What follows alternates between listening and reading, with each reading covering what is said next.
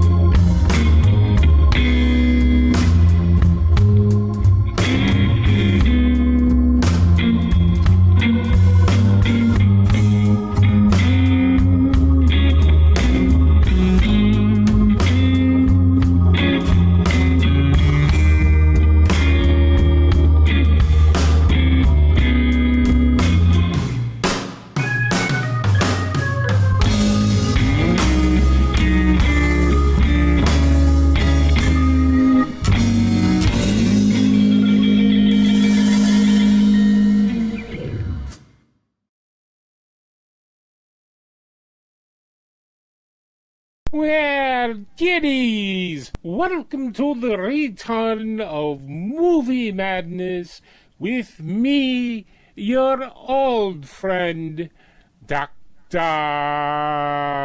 Praxis. For the uninitiated among you, my name is Dr. Praxis, Dr. Malpraxis. I come from an imaginary region of the far eastern Europe where the non-combustibles still hold reign, and the occasional mosh pit. My people are a colorful people. Too bad we can't cook like we throw a party. This has been our downfall over the years. I like films from all kinds of genres. However, I'm being paid to host horror movie. Although I think what happened to the Native Americans is a horror, some people around here would tend to disagree with me. So tonight, to start off this series, we are presenting that perennial favorite, Night of the Living Dead, which is a good way to describe my program. Night of the Living Dead is a 1968 American independent horror film directed, photographed, and edited by George A. Romero. Written by Romero and John Russell, produced by Russell Streiner and Carl Hardman, starring Dwayne Jones and Judith O'Day. The story follows 7 people trapped in a farmhouse in rural Pennsylvania under assault by reanimated corpses. Although the flesh-eating monsters that appear in the film are referred to as ghouls, they are credited with popularizing the modern portrayal of zombies in popular culture. So now we know who to blame. Night of the Living Dead created a successful franchise that included 5 sequels released between 1978 and 2009, all directed by Romero. Due to an error when titling the original film, it entered the public domain upon release, resulting in numerous adaptations, remakes, and a lasting legacy in the horror genre. So let's get ourselves some popcorn and perhaps some lady fingers, or anybody's fingers for that matter, and we'll begin watching Night of the living dead, right here on Movie Madness with me, your old friend, Dr. Praxis.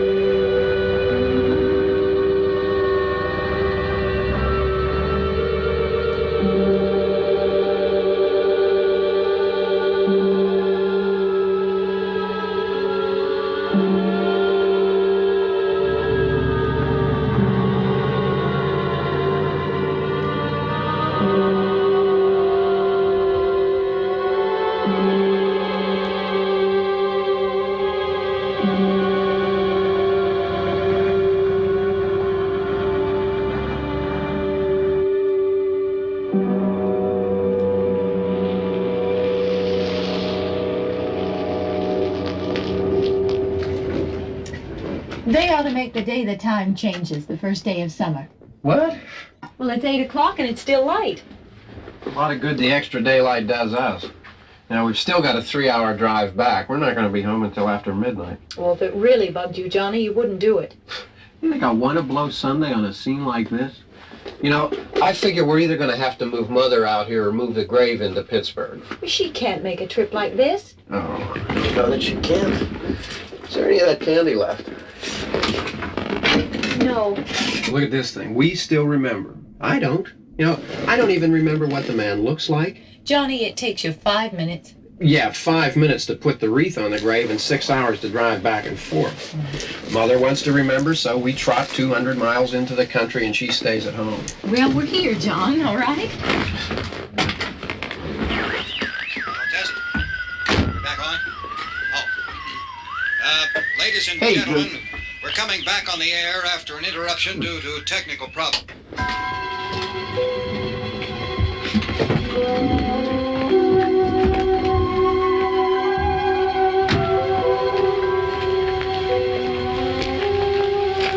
Nothing wrong with the radio. Must have been the station.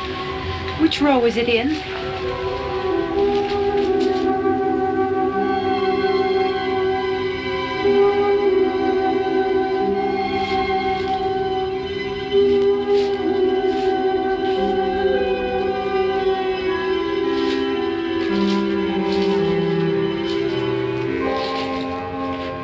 Well, there's no one around. Well, it's late. If you'd gotten up earlier. Oh, look, I already lost an hour's sleep on the time change. I think you complain just to hear yourself talk. There it is.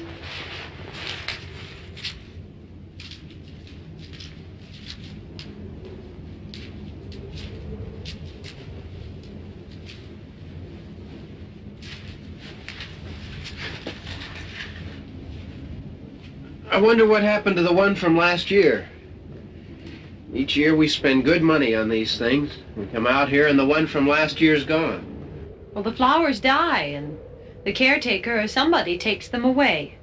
Yeah, a little spit and polish, you can clean this up. Sell it next year. Wonder how many times we bought the same one.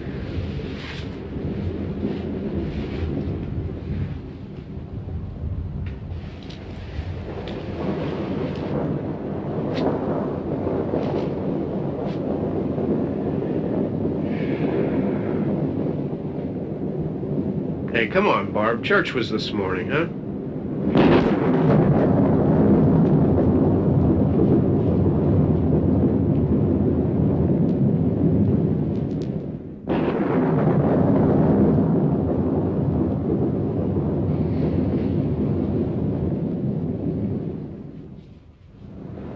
Hey, I mean praying's for church, huh? Come on. I haven't seen you in church lately. Well, there's not much sense in my going to church.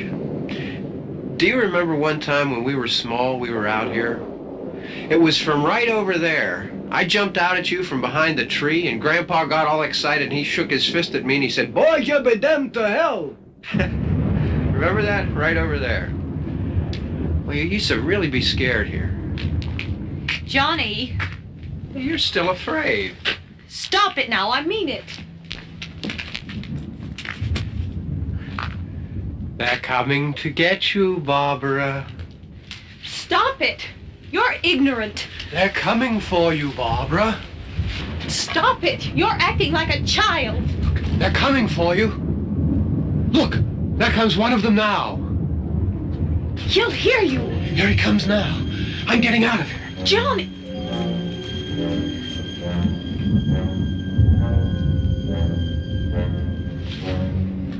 Oh, no! No! Johnny! Help me!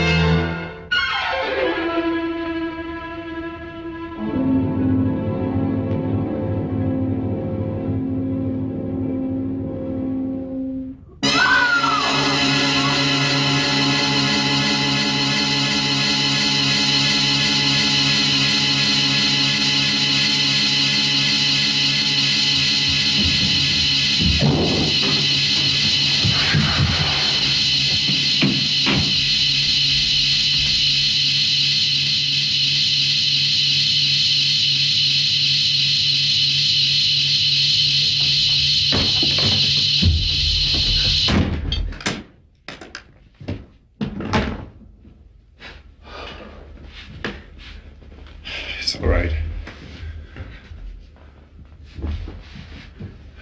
Don't worry about him. I can handle him. Probably be a lot more of them as soon as they find out about us.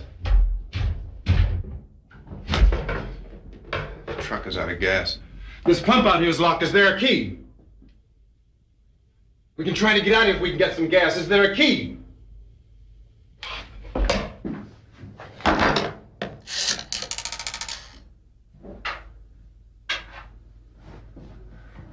suppose you've tried this.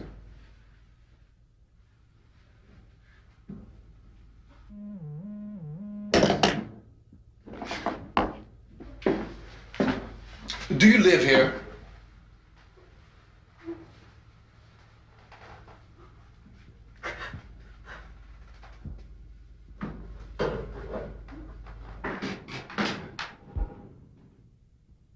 Jesus.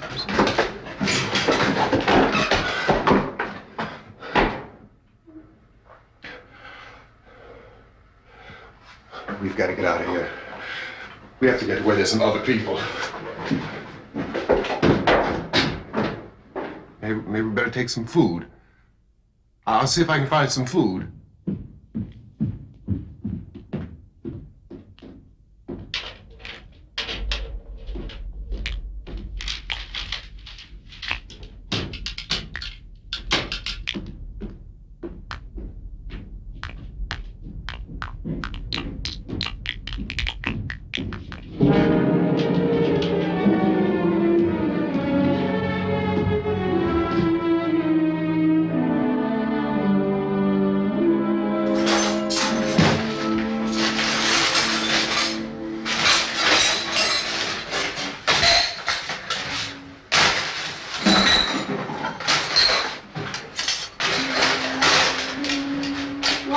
happening?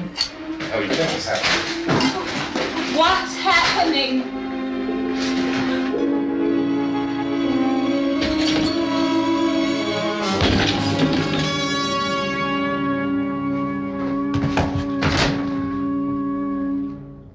Two of them.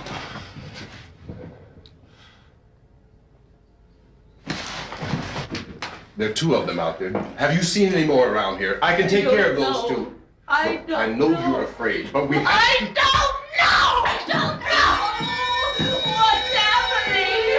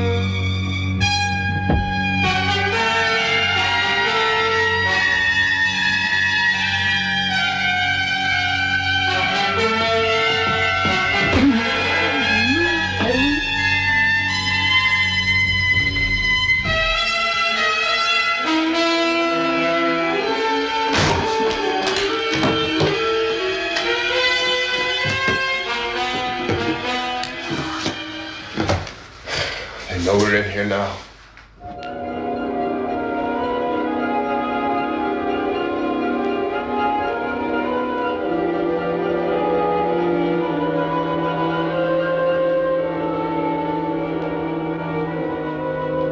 Don't look at it.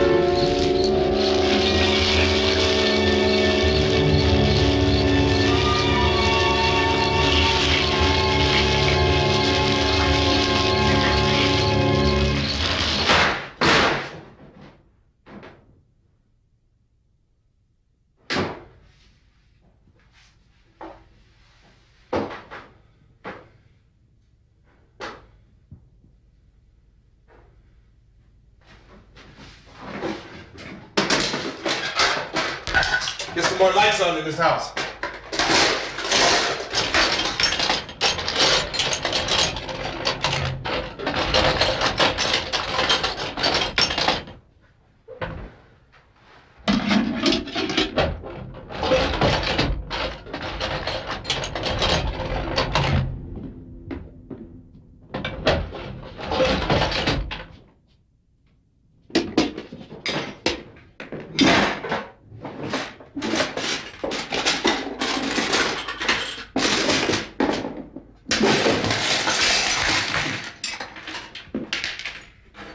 Why don't you see if you can find some wood, some boards, something by the fireplace, something we can nail this place up.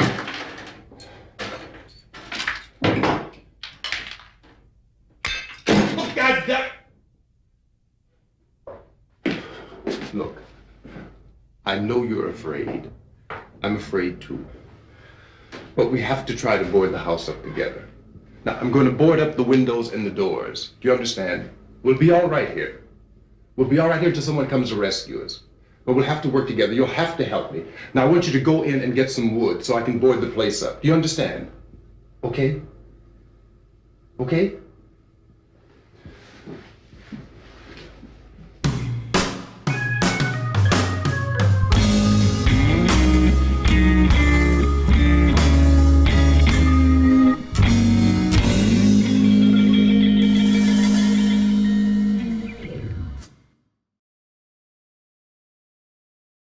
You know, so many people have wondered why I keep returning. I don't know.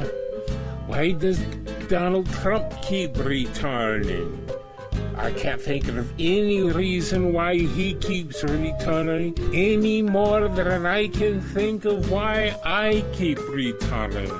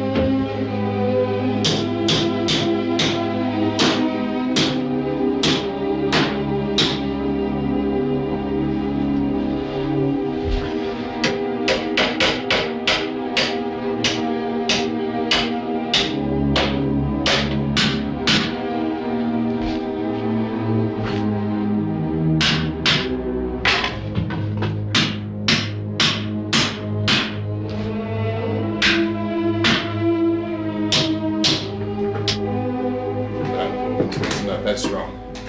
Yeah, I want you to pick out some nails. Pick out the biggest ones you can find.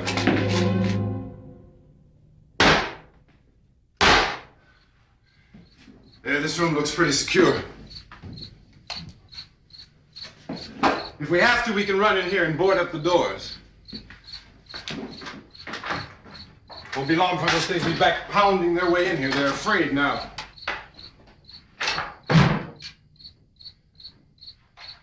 They're afraid of fire. I found that out.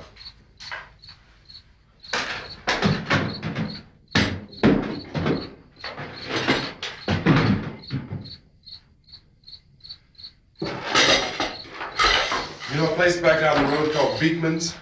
Beekman's Diner?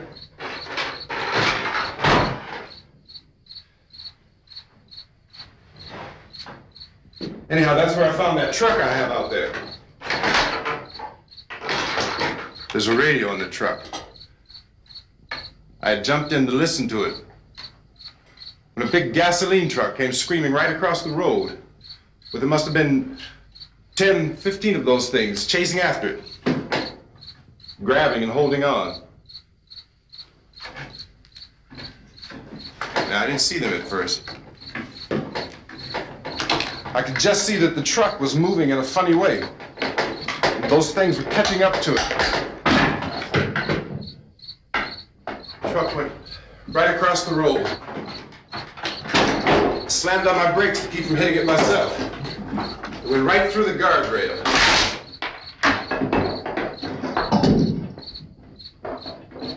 I guess the driver must have cut off the road into that gas station by Beekman's Diner. It went right through the billboard, ripped over a gas pump, and never stopped moving. By now, it's like a moving bonfire. Didn't know if the truck was going to explode or what. Still hear the man screaming.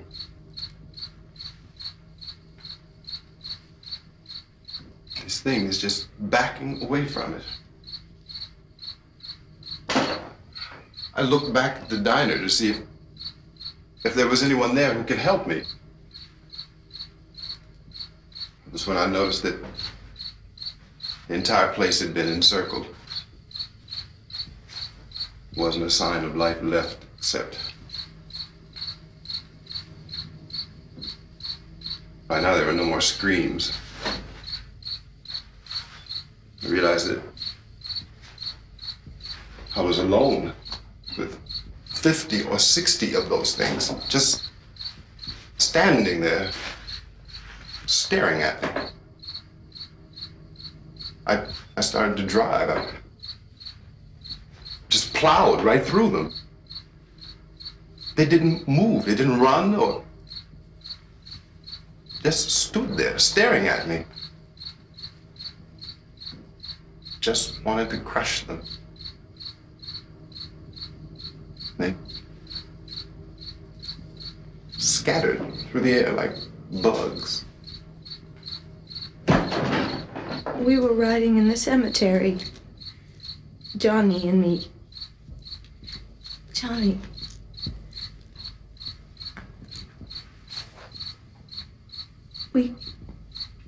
We came to put a wreath on my father's grave. Johnny, and he said, "Can I have some candy, Barbara?" We didn't have any. And oh, it's hot in here. Hot.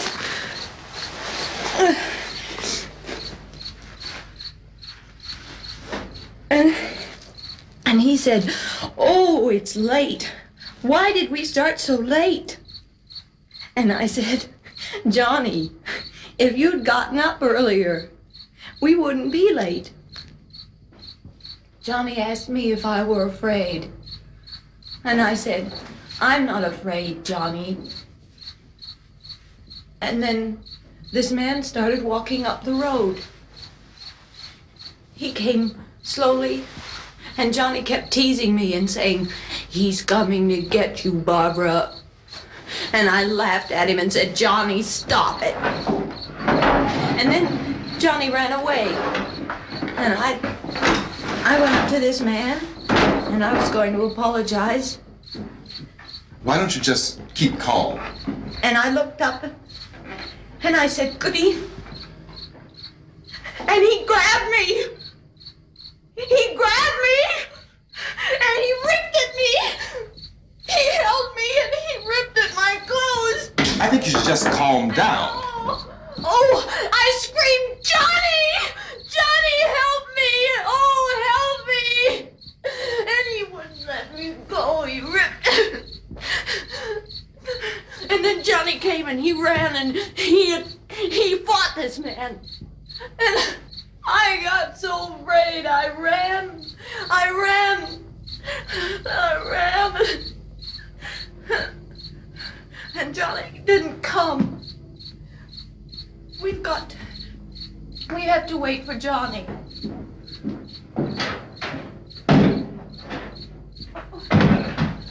Maybe we better go out and get him. We have to go out and get Johnny. He's out there. Please, don't you hear me? We've got to go out and get him. Please! We have got to go get Johnny! Please help me! Please! Don't you know what's going on out there? This is no Sunday school picnic. Don't you understand? My brother is alone! Your brother is dead. No! My brother is not dead! Oh. Oh.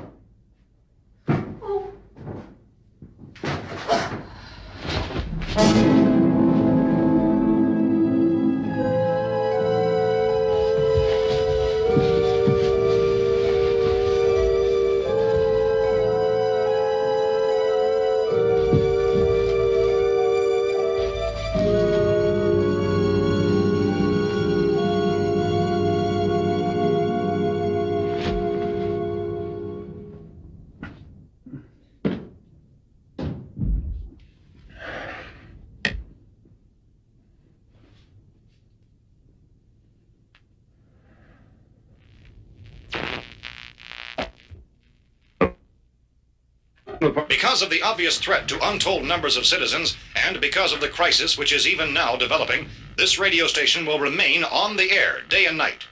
This station and hundreds of other radio and TV stations throughout this part of the country are pooling their resources through an emergency network hookup to keep you informed of all developments. At this hour, we repeat, these are the facts as we know them. There is an epidemic of mass murder being committed by a virtual army of unidentified assassins. The murders are taking place in villages, cities, rural homes, and suburbs with no apparent pattern or reason for the slayings. It seems to be a sudden, general explosion of mass homicide. We have some descriptions of the assassins. Eyewitnesses say they are ordinary-looking people. Some say they appear to be in a kind of trance. Others describe them as being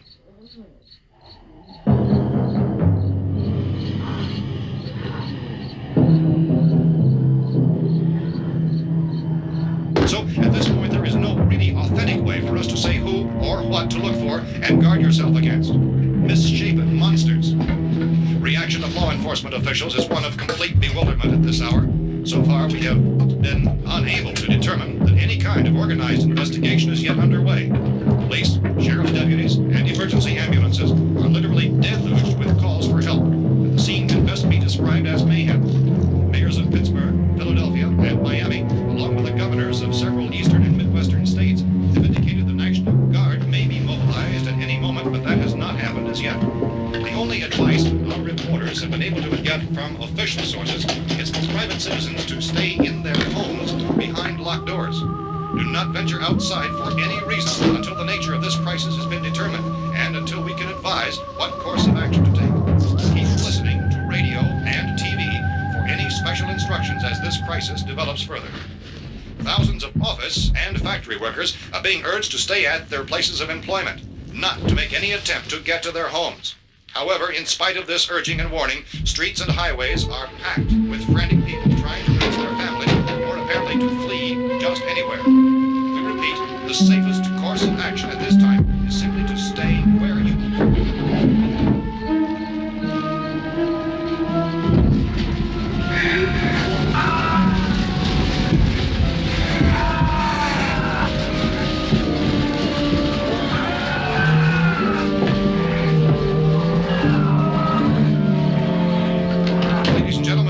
received word that the president has called a meeting of his cabinet to deal with the sudden epidemic of murder which has seized the eastern third of this nation. The meeting is scheduled to convene within the hour. Members of the presidential cabinet will be joined by officials of the FBI and joint chiefs behind closed doors. The White House spokesman, in announcing this conference, says there will be an official announcement as soon as possible following that meeting. This is the latest dispatch just received in our newsroom.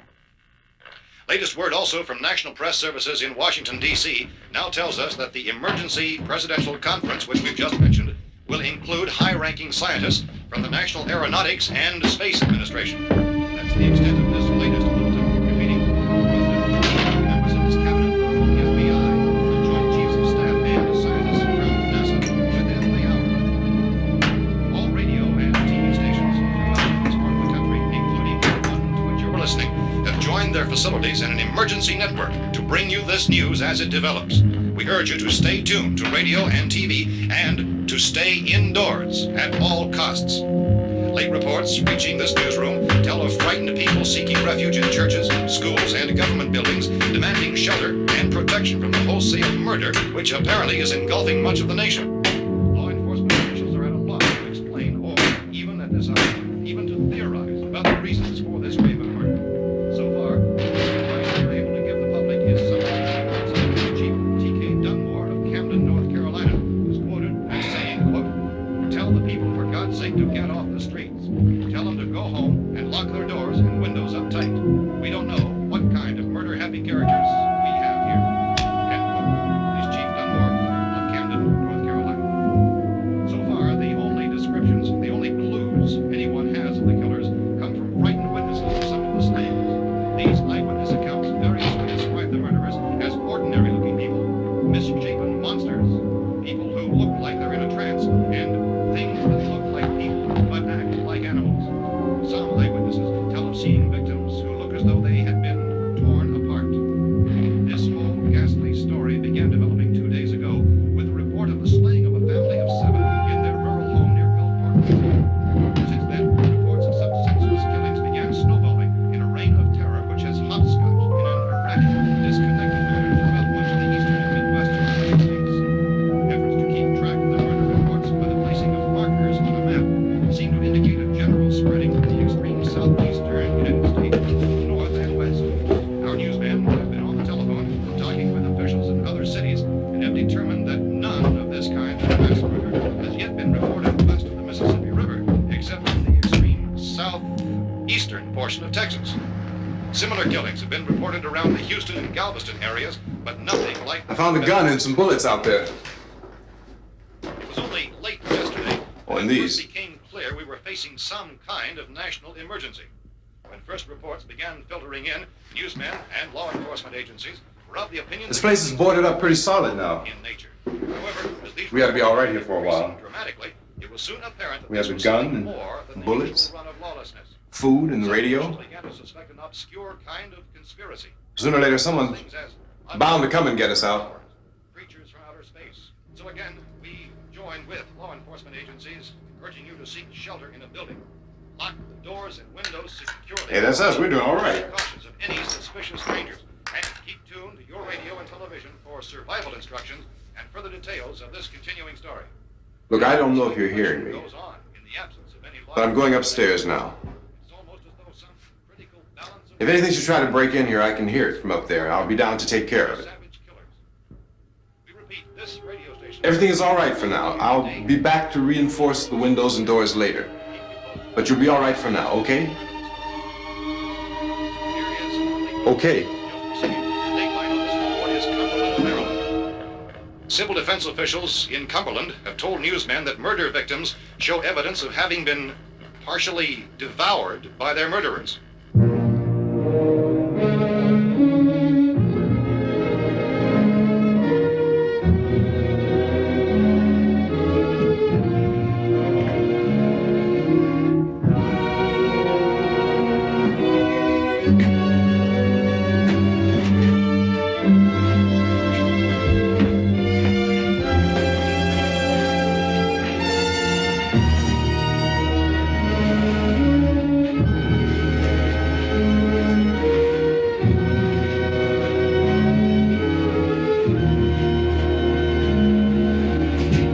Consistent reports from witnesses to the effect that people who acted as though they were in a kind of trance were killing and eating their victims prompted authorities to examine the bodies of some of the victims.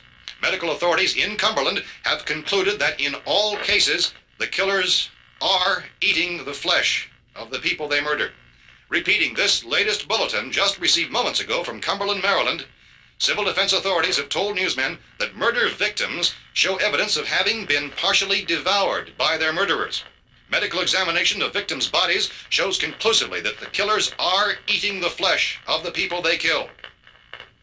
And so this incredible story becomes more ghastly with each report. It's difficult to imagine such a thing actually happening, but these are the reports we have been receiving and passing on to you, reports which have been verified as completely as is possible in this confused situation.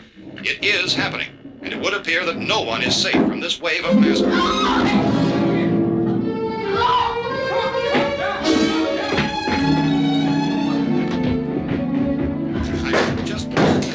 Don't shoot!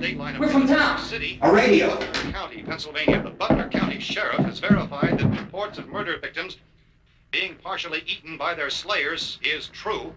No further details available at this time. However, How long you guys been down there? I could use some help up here. That's the cellar. It's the safest place. You mean you didn't hear the racket we were making up here? How were we supposed to know what was going on?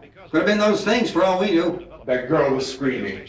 Sure, you must know what a girl screaming sounds like. Those things don't make any noise. Anybody would know somebody ever needed help. Look, it's kind of hard to hear what's going on from down there. We thought we could hear screams, but for all we knew, that could have meant those things were in the house afterward. And you wouldn't come up and help? Well, if there were more... The racket sounded like the place was being ripped apart. How were we supposed to know what was going on? Now, wait a minute. You just got finished saying you couldn't hear from down there. Now you say it sounded like the place was being ripped apart. It would be nice if you get your story straight, man. All right, now you tell me. I'm not going to take that kind of a chance when we got a safe place. We luck into a safe place, and you're telling us we got to risk our lives just because somebody might need help, huh? Yeah, something like that. All right, why don't we settle this... Look, mister, we came up. Okay, we're here. Now I suggest we all go back downstairs before any of those things find out we're in here. They can't get in here. You got the whole place boarded up? Yeah, most of it. All but a few spots upstairs. They won't be hard to fix. You're insane. The cellar's the safest place. I'm telling you, they can't get in here. And I'm telling you, those things turned over our car. We were damn lucky to get away at all. Now you tell me those things can't get through this lousy pile of wood? His wife and kids downstairs. The kids hurt. Well, I still think we're better off up here. We could strengthen everything up, Mr. Cooper. With all of us working, we can fix this place up in no time. We have everything we need up here. We can take all that stuff downstairs with us.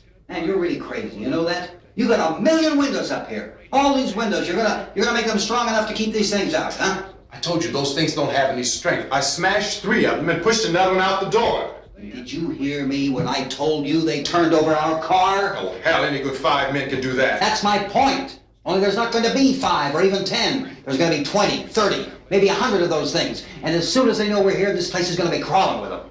Well, if there are that many, they'll probably get us wherever we are.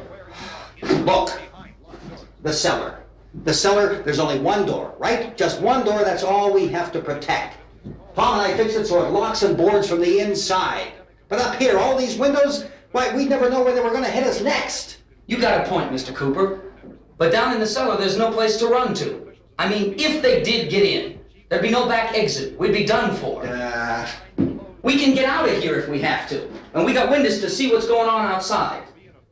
But down there with no windows, if a rescue party did come, we wouldn't even know it. But the cellar is the strongest place. The cellar's a death trap. I don't know, Mr. Cooper. I think he's right. You know how many's out there? I don't know. I think maybe 6 or 7. Look, you two can do whatever you like.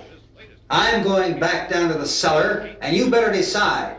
Because I'm going to board up that door, and I'm not going to unlock it again no matter what happens. Now, wait a minute, Mr. Cooper. No, I'm not going to wait. I've made my decision, now you make yours. Now, wait a minute. Let's think about this. We can make it to the cellar if we have to. And if we do decide to stay down there, we'll need some things from up here. So let's at least consider this a while. You box yourself in the cellar and those things get in the house, you've had it. At least up here you have a fighting chance. Yeah, it looks like about 8 or 10 out there now. There's more than there were. There are a lot out back, too.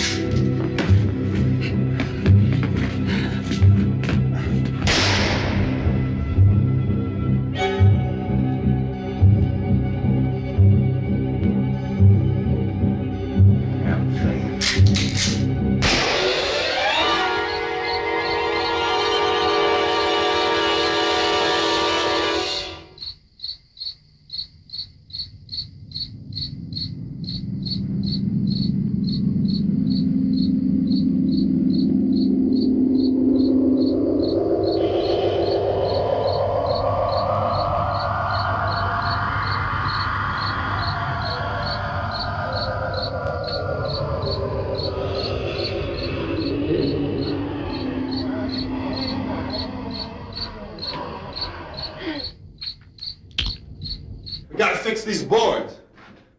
You're crazy. Those things are going to be at every window and door in this place. We've got to get down into the cellar. Go down in that damn cellar. Get out of here!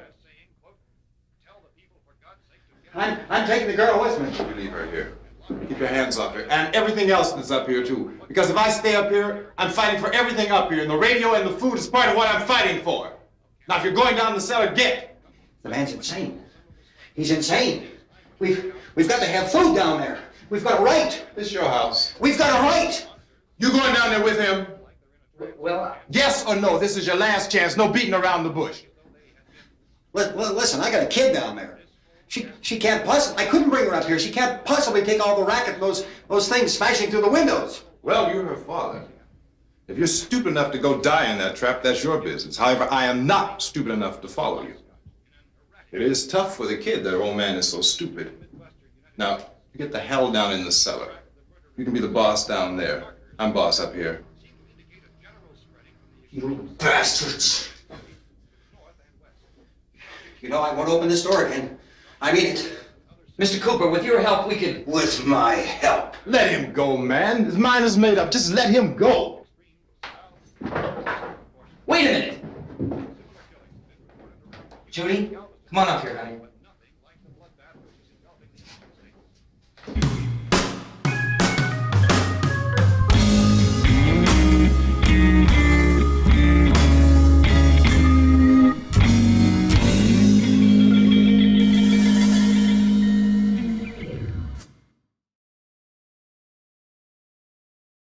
George Romero embarked upon his career in the film industry while attending Carnegie Mellon University in Pittsburgh.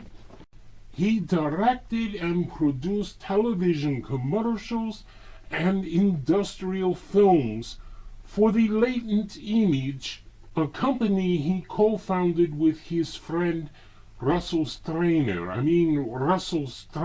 The Latent Image started small, but after producing a high-budget Calgon commercial spoofing Fantastic Voyage, Romero felt the Latent Image had the experience and equipment to produce a feature film.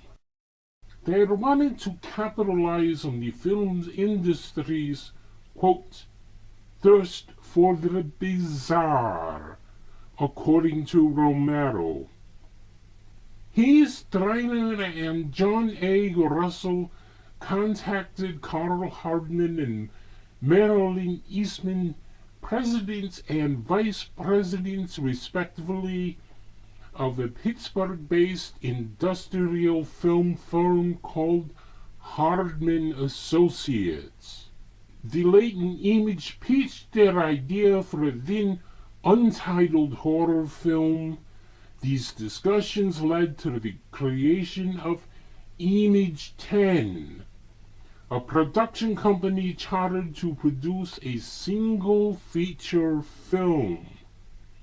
The initial budget was $6,000. Each member of the production company invested $600 for a share of the profits. 10 more investors contributed another $6,000, but this was still insufficient. Production stopped multiple times during filming, while Romero used early footage to persuade additional investors.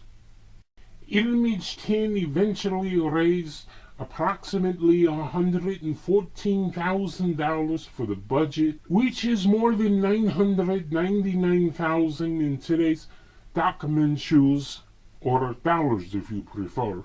The small budget dictated much of the production process. Scenes were filmed near Evans City, Pennsylvania, 30 miles north of Pittsburgh in rural Butler County. The opening sequence was shot at the Evans Cemetery on Franklin Road, south of the borough.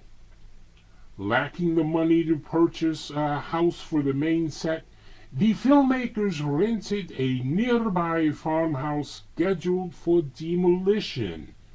Though it lacked running water, some crew members slept there during the shooting, taking baths in the nearby creek. Now, let's get back to our showing of the film Night of the Living Dead, right here on Movie Madness with me, your old friend, Dr. Praxis.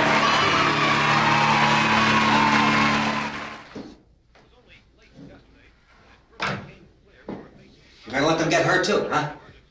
It's all right, honey. Go ahead.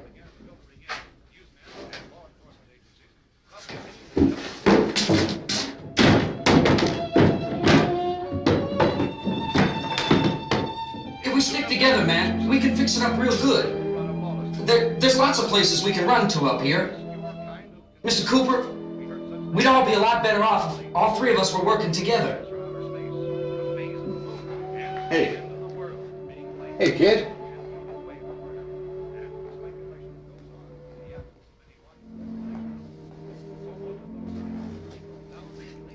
He's wrong, you know. I'm not boxing myself in down there. This radio station will remain on the air day and night.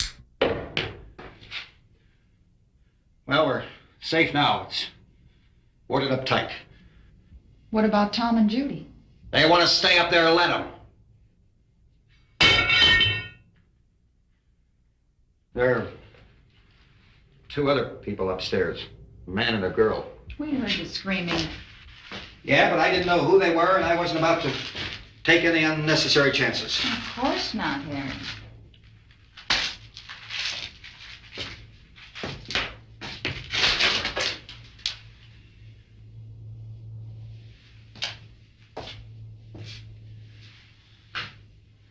Is she all right? I don't know what it is. She feels warm. Maybe it's shock. Where'd you get the bandage? Some laundry in a basket. I tore a sheet.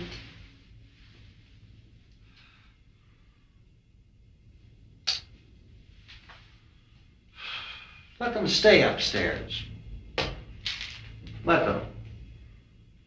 Too many ways those monsters can get in up there. We'll see who's right. We'll see when they come begging me to let them in down here. That's important, isn't it? What? To be right, everybody else to be wrong. What do you mean by that? Does anyone up there know why we're being attacked? Whatever it isn't just happening here. It's some kind of mass murder. It's going on everywhere. The radio said to stay inside. Radio? Radio upstairs. I heard a news bulletin. There's a radio upstairs and you boarded us in down here? I know what I'm doing. What did it say? Nothing. Nothing. They don't know anything yet. There's mass murder everywhere, and people are supposed to look for a safe place to hide. Take the boards off that door. We are staying down here, Helen. Harry, that radio is at least some kind of communication. If the authorities know what's happening, well, they'll send people for us to tell us what to do. How are we going to know what's going on if we lock ourselves in this dungeon?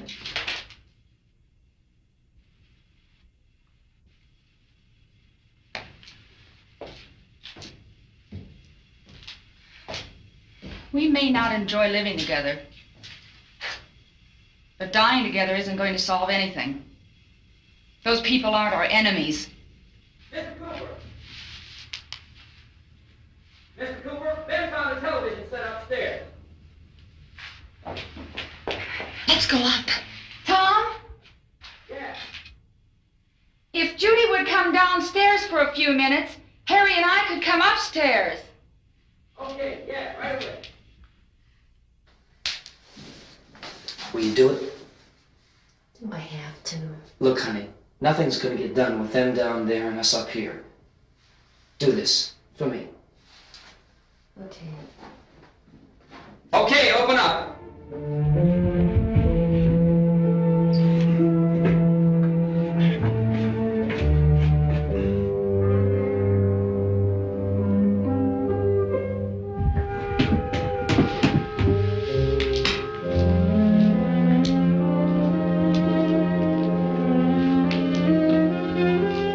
I'll take good care of her, Helen. She's all I have. Why don't you go upstairs now?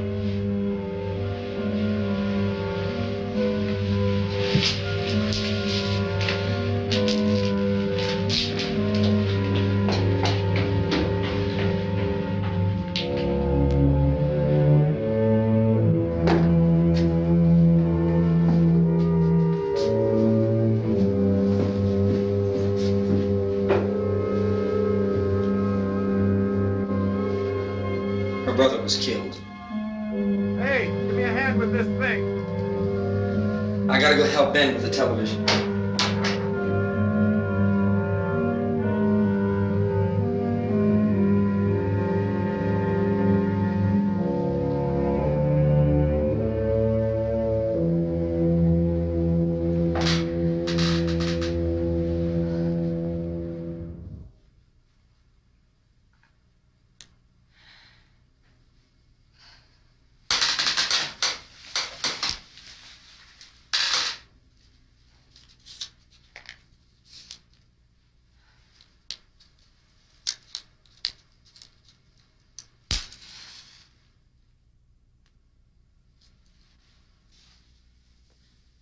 Don't be afraid of me.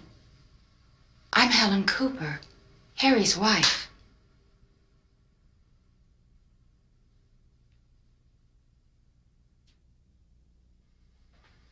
This place is ridiculous. Look at this. There's a million weak spots up here. Give me one of those.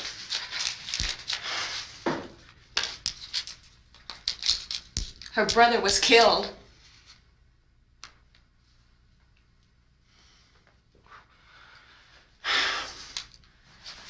And they talk about these windows.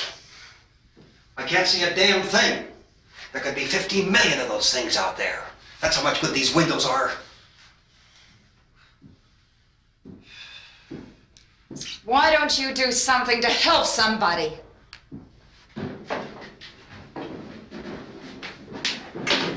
Here I have it. Drag a couple of those chairs together.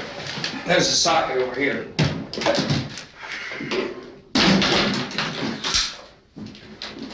You better watch this and try to understand what's going on. I don't want anyone's life on my hands. Is there anything I can do to help? I don't want to hear any more from you, mister. If you stay up here, you take orders from me. And that includes leaving the girl alone. It's on, it's on. There's no sound. Play with the rabbit ears. Reports, incredible as they seem, are not the results of mass hysteria. Mass hysteria. What do they think? We're imagining all this? Shut up! In all parts of the country. The wave of murder which is sweeping the eastern third of the nation is being committed by creatures who feast upon the flesh of their victims. First eyewitness accounts of this grisly development came from people who were understandably frightened and almost incoherent. Officials and newsmen at first discounted those eyewitness descriptions as being beyond belief. However, the reports persisted. Medical examinations of some of the victims bore out the fact that they had been partially devoured. I think we have some late word of just arriving, and I'll interrupt to bring this to you. This is the latest disclosure in a report from National Civil Defense Headquarters in Washington. It has been established that persons who have recently died have been returning to life and committing acts of murder. A widespread investigation of reports from funeral homes, morgues, and hospitals has concluded that the unburied dead are coming back to life and seeking human victims. It's hard for us here to believe what we're reporting to you, but it does seem to be a fact. When this emergency first began, radio and television was advising people to stay inside, behind locked doors for safety. Well, that situation has now changed, and we're able to report a definite course of action for you. Civil defense machinery has been organized to provide rescue stations with food, shelter, medical treatment, and protection by armed National Guardsmen. Stay tuned to the broadcasting stations in your local area for this list of rescue stations. This list will be repeated throughout our news coverage. Look for the name of the rescue station nearest you and make your way to that location as soon as possible. So we have that truck. If we can get some gas, we can get out of here. There's a pump out by the shed. I know, that's why I pulled in here, but it's locked.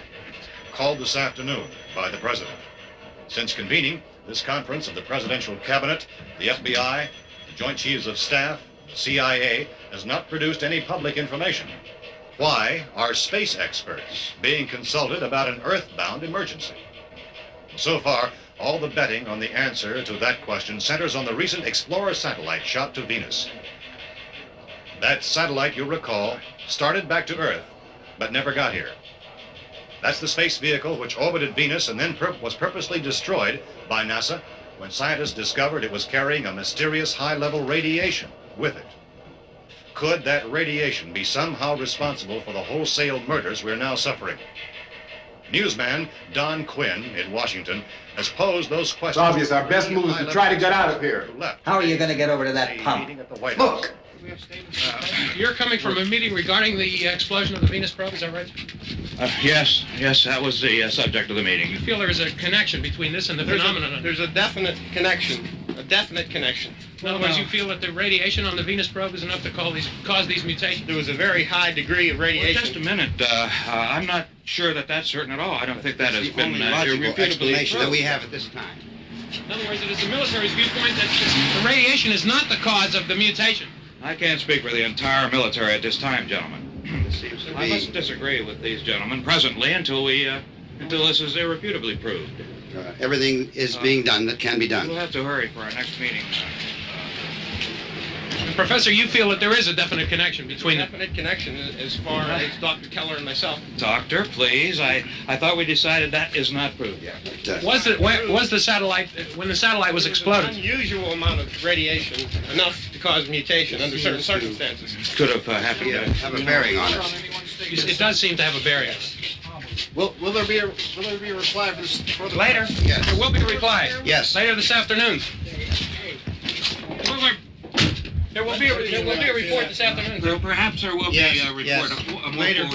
Will you close the window? We are doing everything possible to solve the problem. We're hoping to get some further explanation of this. We've heard all we need to know. We have to try to get out of here. He said the rescue stations have doctors and medical supplies.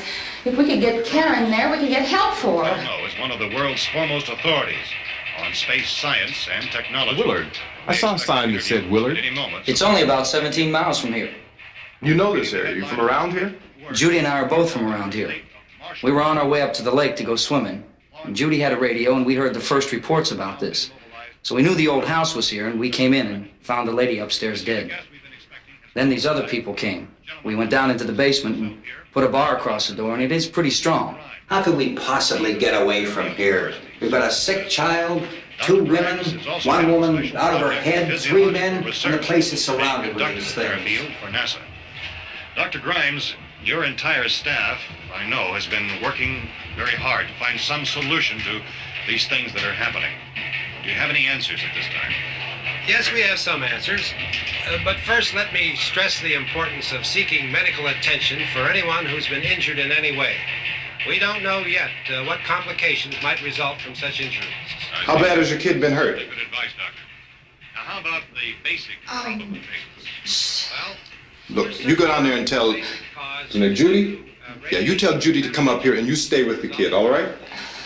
Action taken with regard to the Venus probe. In the cold room at the university, we had a cadaver from which all 4 limbs had been amputated. Sometime early this morning, it opened its eyes and began to move its trunk.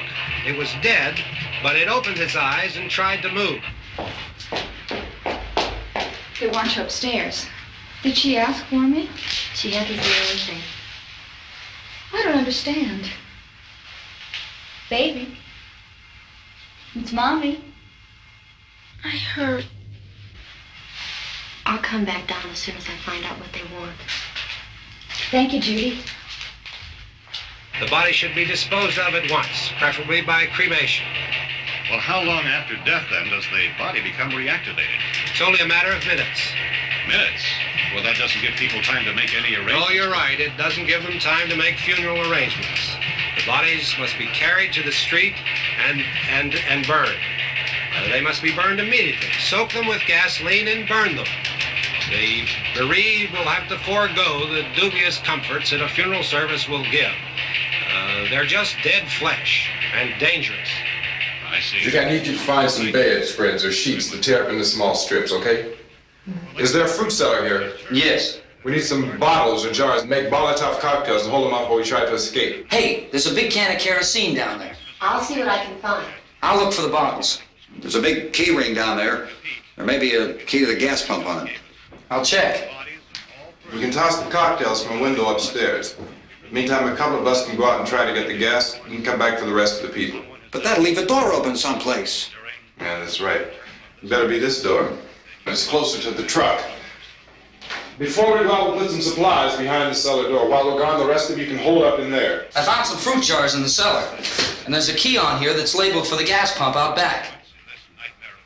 I'm not really that used to the truck. I found it abandoned. I can handle the truck, no sweat.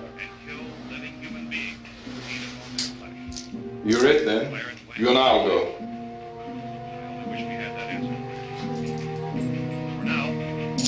We'll put whatever lumber we find behind the cellar door. You can go upstairs and toss the cocktails from a window. Tom, you and I will have to unboard this door. After you toss the cocktails, you hustle back down here and lock this door. It's no good to board it up because we'll have to get back in quickly. After we get the gas and get back into the house, then we'll worry about getting everybody into the truck. Now let's move it. Place to flee for safety, except to the rescue stations which have been set up. Indications are that before this emergency is over, we will need many, many more such rescue stations.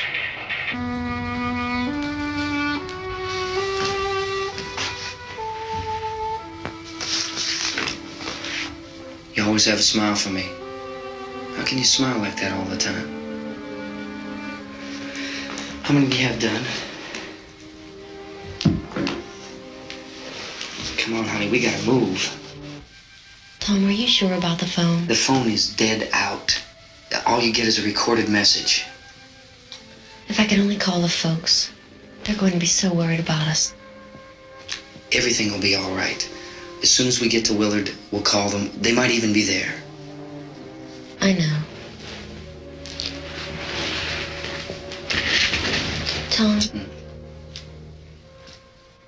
Are you sure we're doing the right thing, Tom? What, about getting out of here? Yeah. Well, the television said that's the right thing to do. We've got to get to a rescue station. I don't know. Come on, honey, you're starting to sound like Mr. Cooper now. But why do you have to go out there? Look, I know how to handle that truck, and I can handle the pump. Ben doesn't know anything about that stuff. But we're safe in here. For how long, honey? We're safe now. But there's going to be more and more of those things. I know all that. Hey, listen. Remember when we had the big flood? Remember how difficult it was for us to convince you that it was right to leave? Remember we had to go to Willard then? This isn't a passing thing, honey. It's not like just a wind passing through. We've got to do something, and fast.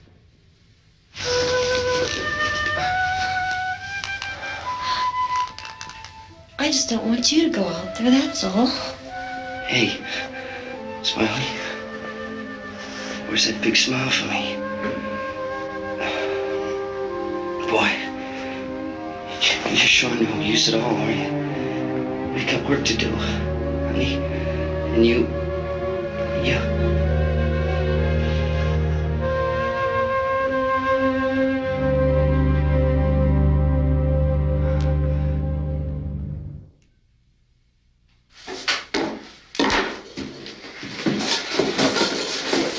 We better get her downstairs.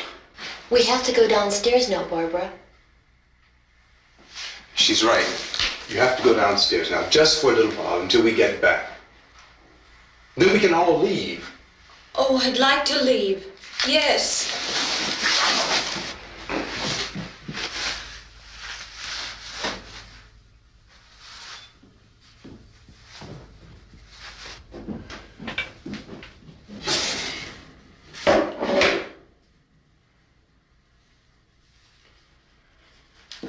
Good luck. Yeah.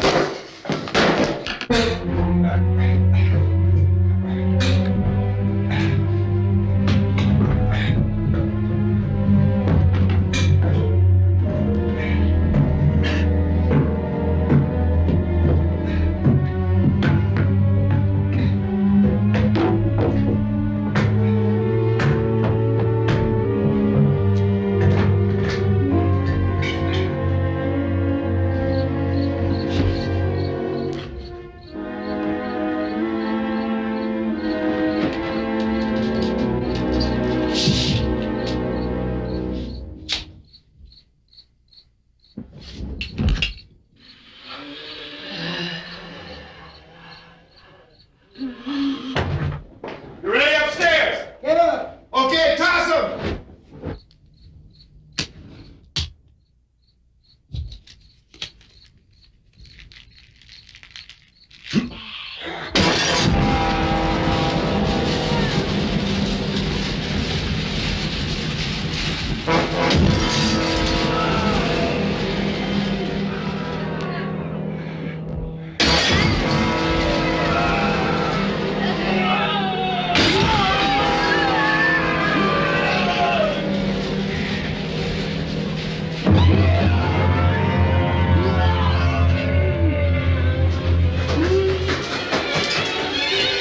Go ahead, go on.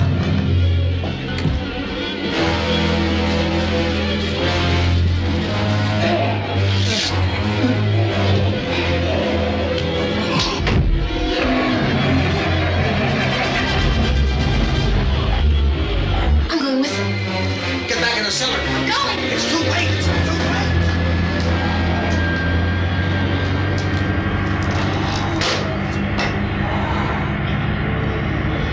Where's it coming? Come on! Get in!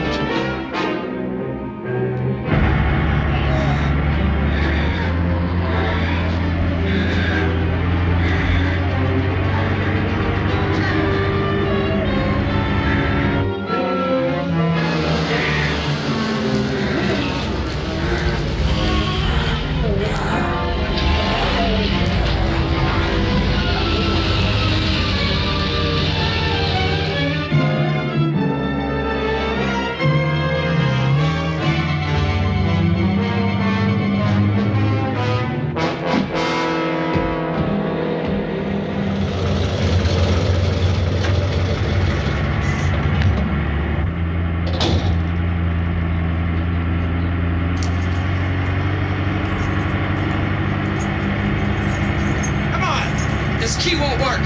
Watch it.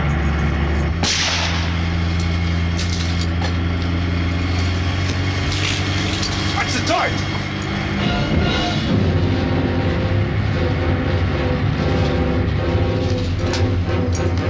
Gotta get away from the pump.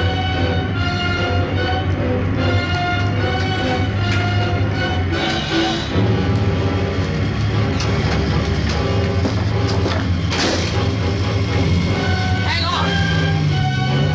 Tom! Turn your crazy, get out of the trap!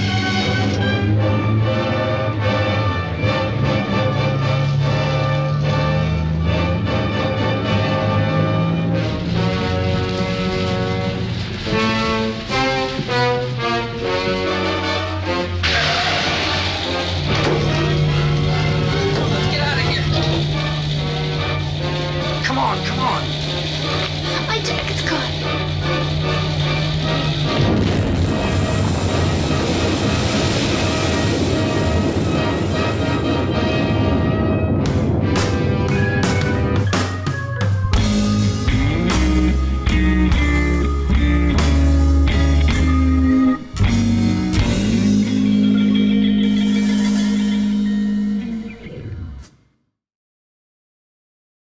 Buzz Corney, Commander of the BS Ahimsa Maru, reporting.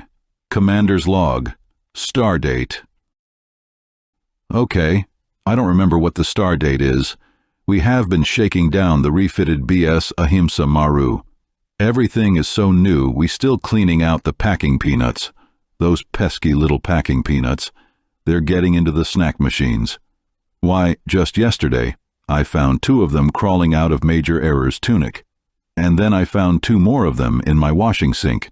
Since we still don't have any bathrooms in this ship, reminds me, we need to schedule a quick trip to the planet of Pompadour so we can water their lawns. If the Pompadourians ever find out who is watering their lawns, we're in big trouble.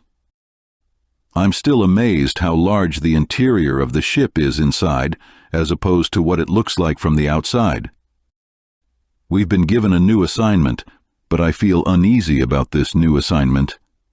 I can't really explain why, just suffice to say something seems to be missing, and this has me worried.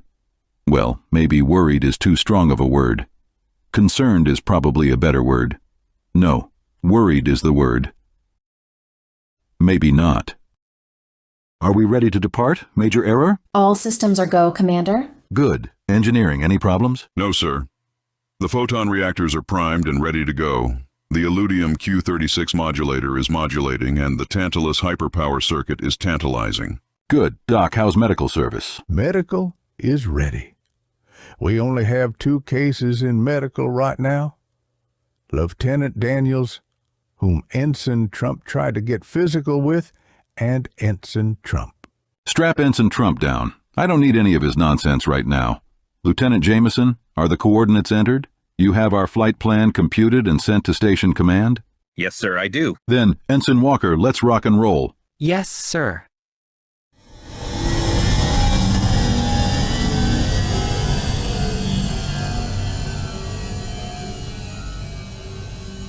Can we try that again? Thank you.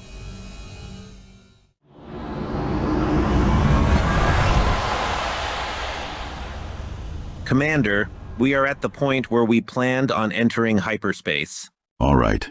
Ensign Walker, increase speed to highly intelligent and possibly invisible super-hyper-aggressive speed. Yes, Commander.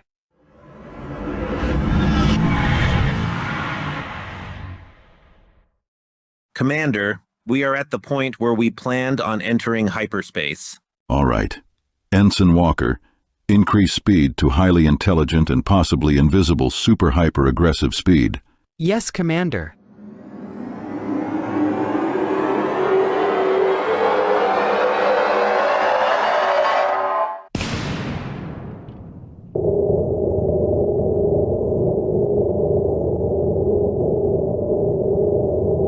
Sir, we're almost at the coordinates we were ordered to report to. Ensign, reduce our speed to super-duper sub-aggressive speed.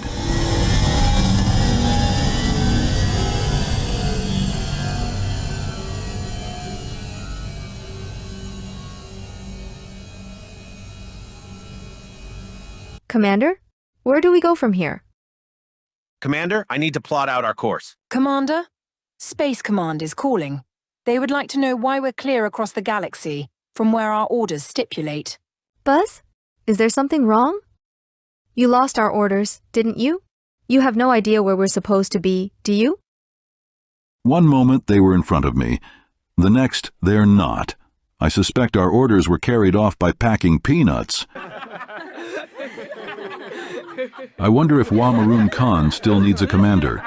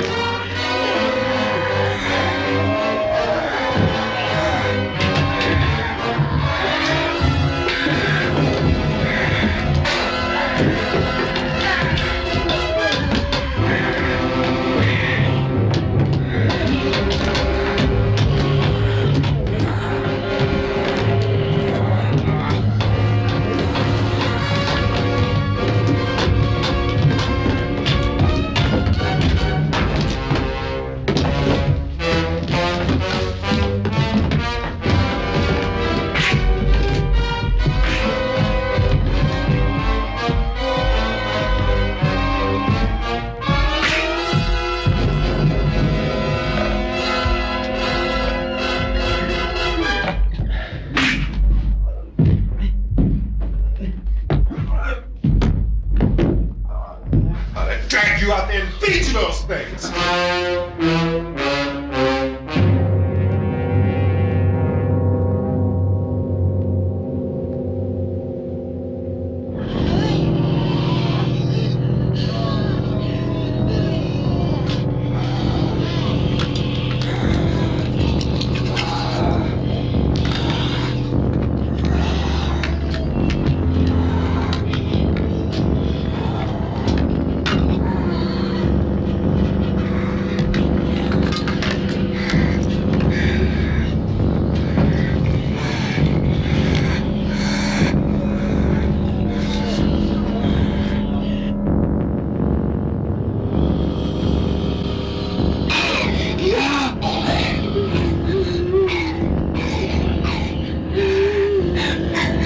Now that looks just like one of our picnics at home.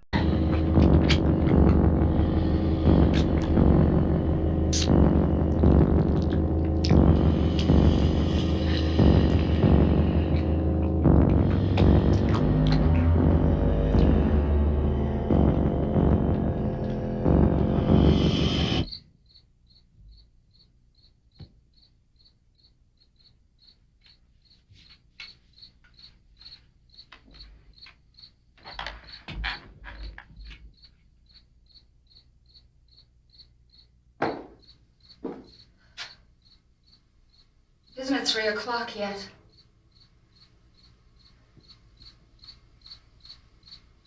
There's supposed to be another broadcast at 3 o'clock.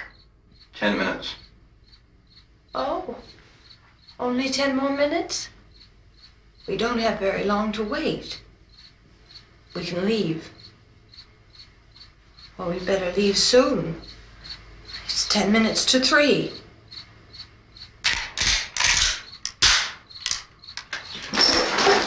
You know anything about this area at all? I mean, is Willard the nearest town? I don't know. We were just trying to get to a motel before dark. You say those things turned your car over. You think we can get it back on its wheels and drive it? Where is it? Seems like it was pretty far away. Seems like we ran. Forget it. It's at least a mile. Johnny has the keys. You gonna carry that child a mile through that army of things out there? I can carry the kid. What's wrong with her? How'd she get hurt? One of those things grabbed her. Bit her on the arm. What's wrong? Who knows what kind of disease those things carry? Is she conscious? Barely. She can't walk. She's too weak. Well, one of us could try to get to the car. You gonna turn it over by yourself? You can't start the car. Johnny has the keys. You have a car? Where? Where is it? You won't be able to start it. Yeah, I know. But where is it?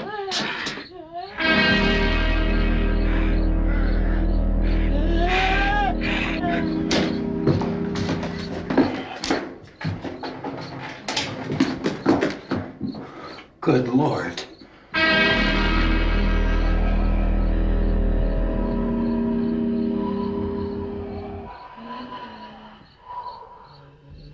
Being monitored closely by scientists at all the radiation detection stations. At this hour, they report the level of the mysterious radiation continues to increase steadily. So long as this situation remains, government spokesmen warn that dead bodies will continue to be transformed into the flesh-eating ghouls. All persons who die during this crisis, from whatever cause, will come back to life to seek human victims unless their bodies are first disposed of by cremation.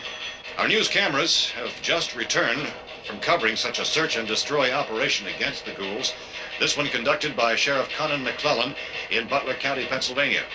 So now let's go to that film report. All law enforcement agencies and the military have been organized to search out and destroy the marauding ghouls.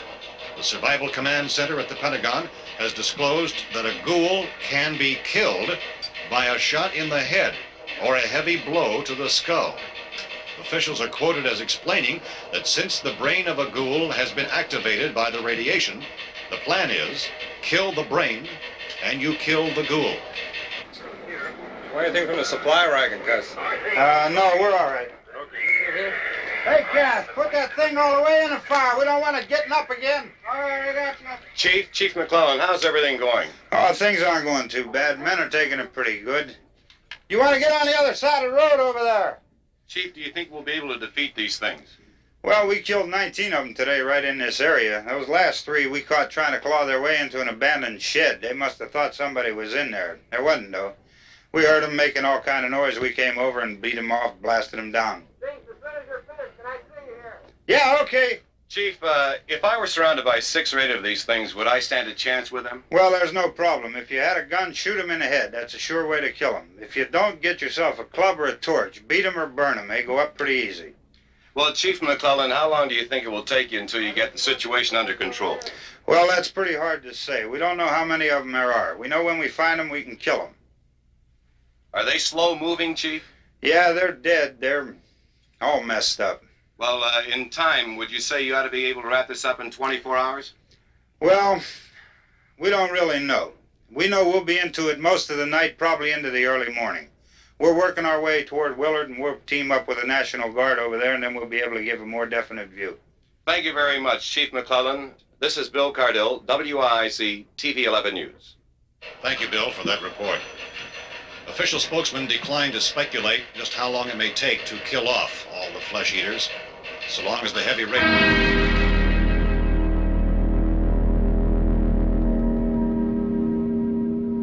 Is the fuse box in the cellar?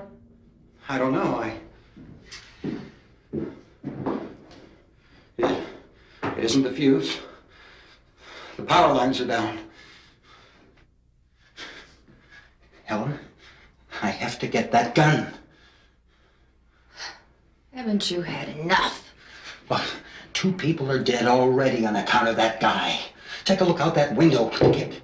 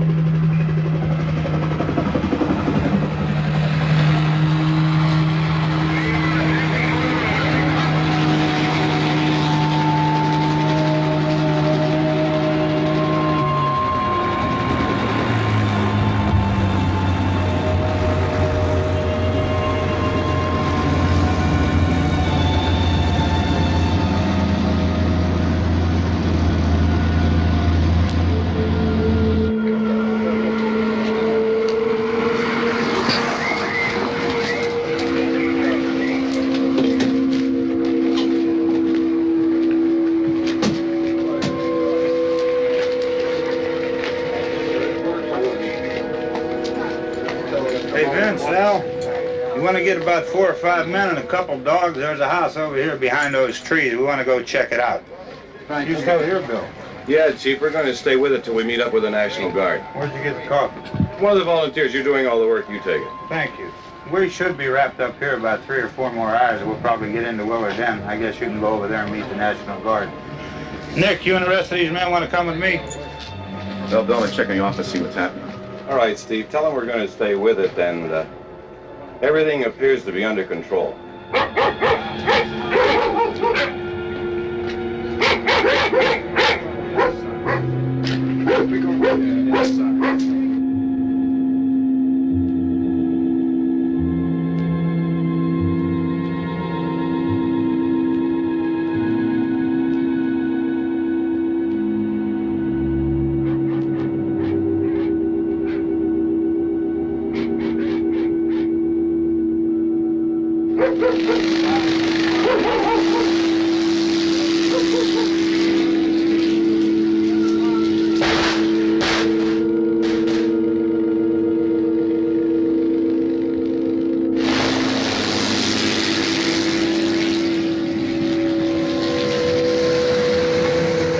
Down there by the barn. You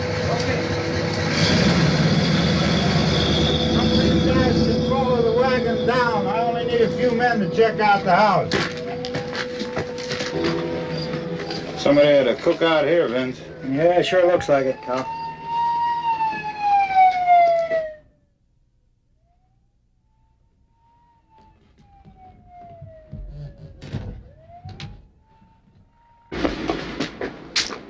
Come over. Here's a group of policemen. The other cops.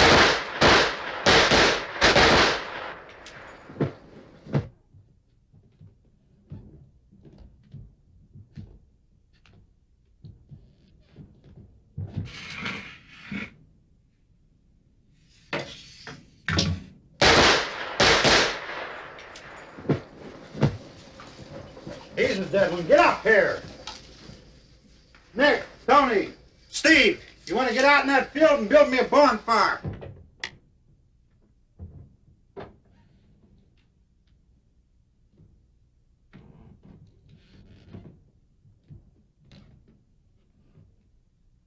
You, drag that out of here and throw it on the fire. Nothing down here. All right, go ahead down and give him a hand. Let's go check out the house, man. There's something there. I heard a noise.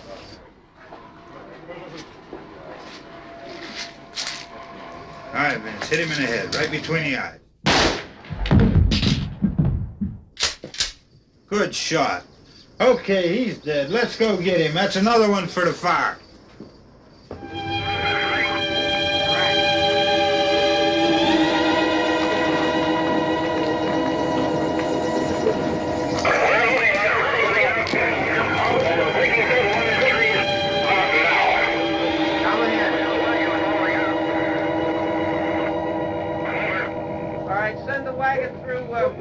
Come directly ahead. Over.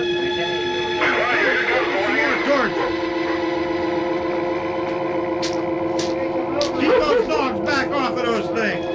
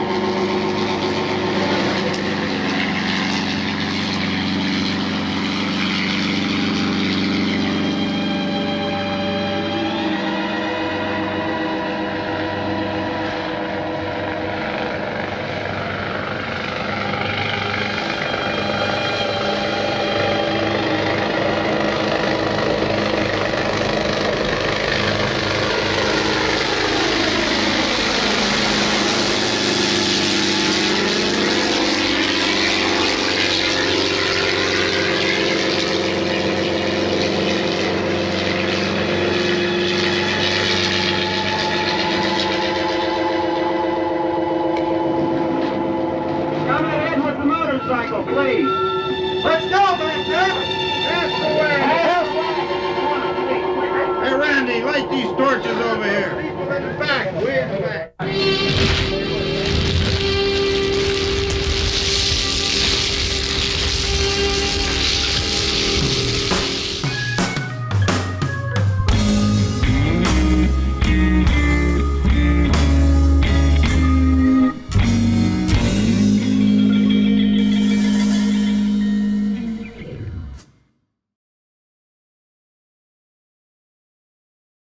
Well, kiddies, this is the end of our program. And there is our crack movie madness crew. Right there. Anyway, we're glad that you came out to watch our film tonight. We hope you enjoyed our film. Yet, once again, I wonder which one of us has seen this the most. Well, that will start an argument. I really don't want to do that. Too much of a mess someone would need to clean up. Next time we come back, we'll be showing Peeping Tom.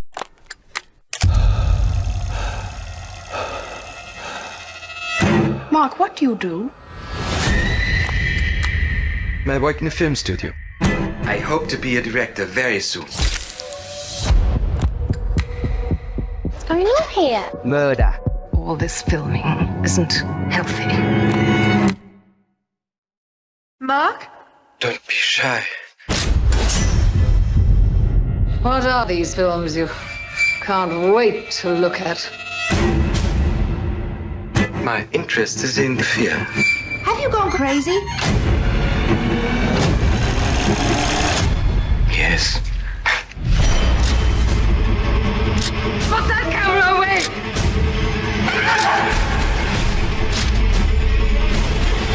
Whatever I photograph, I always lose.